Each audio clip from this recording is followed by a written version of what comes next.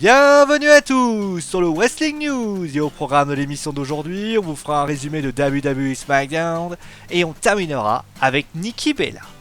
Mais débutons donc avec le résumé de WWE SmackDown et le show a débuté avec le titre féminin. Daniel Bryan était là pour parler justement du WWE SmackDown Women's Championship match entre le Six Pack Challenge et Bryan a donc demandé à Becky Lynch de venir en premier. Elle dit d'ailleurs qu'il y a un signe pour sa défaite à WrestleMania, que était prédestiné pour être là aujourd'hui. Les autres lutteuses arrivent et finalement ça part en fight où Naomi et Nikki Bella viennent aider Becky, non sans mal. A noter d'ailleurs que Carmella a de nouveau tenté d'attaquer Nikki et Nikki a encore souffert au niveau de la nuque. Le premier match a alors lieu et c'est le Miz qui gagne dans le remake du SummerSlam avec un Cross-Chin Finale contre Apollo Crew. D'ailleurs après le combat, on comprend à peu près que Dolph Ziggler continuera à le chercher, il essaie de le provoquer mais finalement le Miz reste de marbre.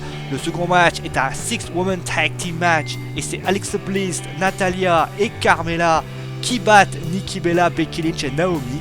A noter que c'est Carmella qui a fait taper Nikki, qui a bien morflé durant ce match.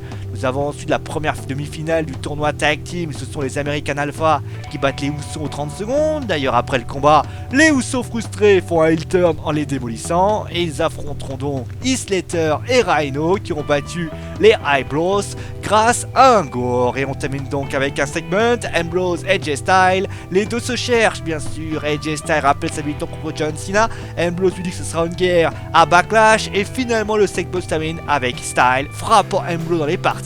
Et donc cela termine bien sûr le show. Bon voilà, vous savez tout, SmackDown c'est terminé. On se retrouve donc à Backlash pour savoir pour le premier pay-per-view Made in SmackDown. Bon allez, on termine maintenant donc avec une qui participera à Backlash qui donc a été à SmackDown, c'est Nikki Bella.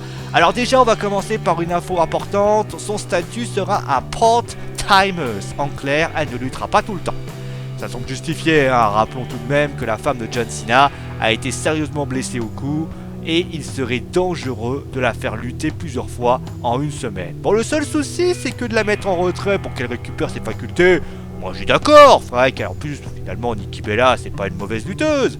Maintenant, vous le savez, SmackDown va avoir son propre titre féminin, et devinez qui sera championne?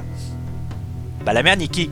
Oui, Nikki Bella sera championne, et donc forcément, ça pourrait être assez gênant, sachant qu'un part-timer championne, c'est un petit peu comme Brock Lesnar, mais en moins pire, si vous voyez ce que je veux dire. D'ailleurs, au niveau de l'attaque de Carmella d'il y a quelques semaines, Brie Bella a réagi, a dit que la Brie Mode pourrait revenir.